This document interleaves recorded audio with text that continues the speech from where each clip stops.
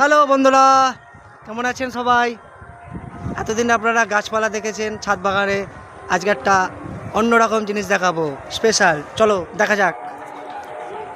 এই উঠছি আমি এখন দেখার জন্য।